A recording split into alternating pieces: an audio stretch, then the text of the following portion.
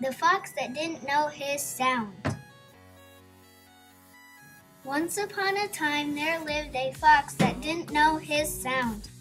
Mom, I don't know my sound. What? And he went to the forest to cry and tried calling, but no one heard him.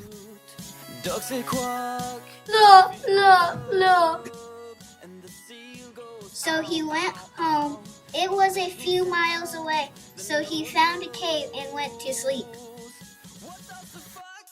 And the next day he went home. And now it was fall, so he went out to play. And he got hurt playing.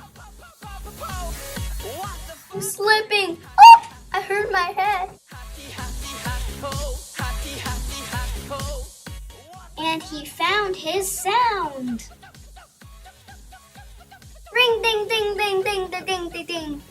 Oh, I found my sound. So he ran home. Mom, I found my sound. Do you want to hear it? Happy, happy, happy, go. Happy, happy, happy, go. You're standing still.